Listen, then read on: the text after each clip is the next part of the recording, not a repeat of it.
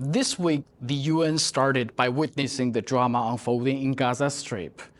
New York time Monday noon, right during the briefing, we received the news that Hamas accepted a ceasefire deal with Israel in a looming full-scale assault in Rafah city, where tens of thousands of civilians were ordered to evacuate.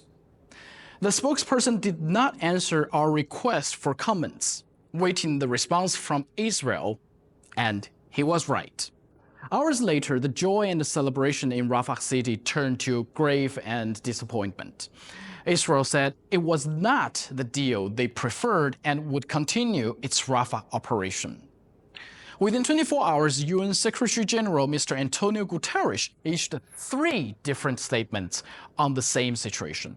The first written one, he urged both parties to go the extra mile needed to make an agreement come true and stop the present suffering. Later, he warned Rafah situation during his meeting with Italian President Mattarella. A ground invasion in Rafah would be intolerable because of its devastating humanitarian consequences and because of its destabilizing impact in the region.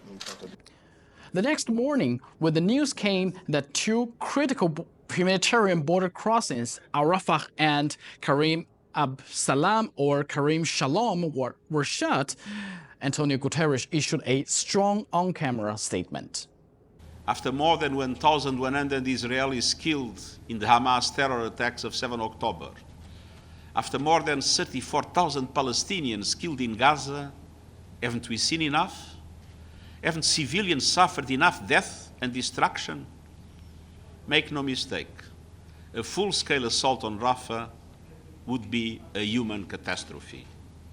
Countless more civilian casualties, countless more families forced to flee yet again with nowhere safe to go, because there is no safe place in Gaza.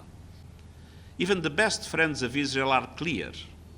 An assault on Rafah would be a strategic mistake, a political calamity, and a humanitarian nightmare.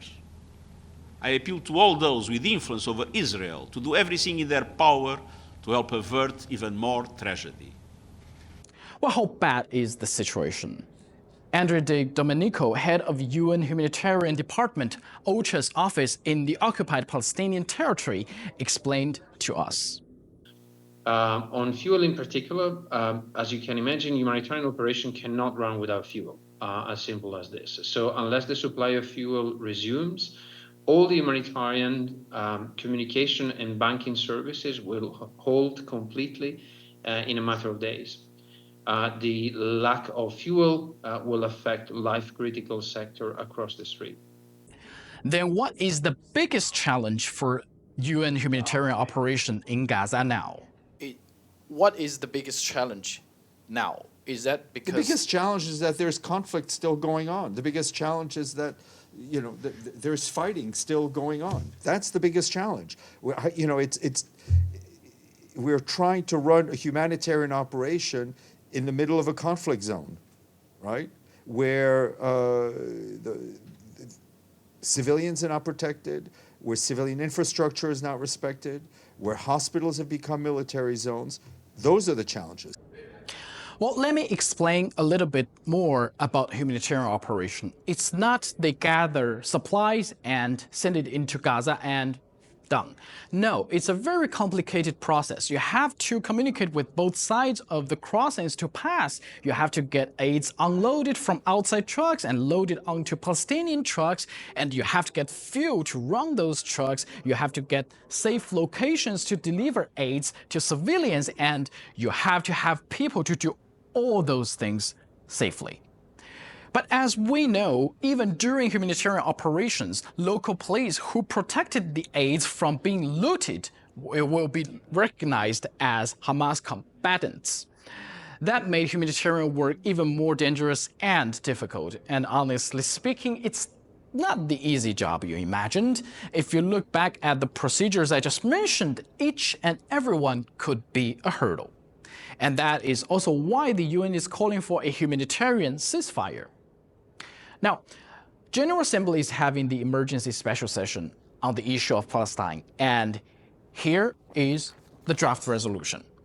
Previously this week, Israeli Ambassador Gilad Erdan threatened that if Palestine's status changed, US will stop funding UN and its agencies. How would the UN respond? The Israeli ambassador said if the vote has been approved, he expects the US to completely stop funding the UN and its institution according to US domestic law. Does the Secretary General worried if a, let's say, admission of Palestine in UN has been passed in the GA would result in the funding issue of the UN? There is a process through which new members are admitted, right? That process is firmly in the hands of member states. Member states will take the decisions they take based on their policies. It's not for us to comment. And that means that the stop funding? It's not for us to comment at this point. Well, three things in this resolution drew our attention. First, this resolution particularly mentioned that according to UN Charter Article 4, the state of Palestine is qualified for membership. This is one of the reasons US claimed to oppose the admission. Second, it recommends Security Council to reconsider its position on this issue, which means the General Assembly asked the Security Council to discuss the issue all over again with the pretext that Palestine is qualified for UN membership. And third, it grants Palestine more rights in the UN system, even it's not a full member. But I have to remind you again, a General Assembly resolution is not binding. However, it could show the international opinion and put pressure to countries that oppose the admission of Palestine as UN full member. But how would this affect the situation on ground? We shall still have to see. And that's all from me.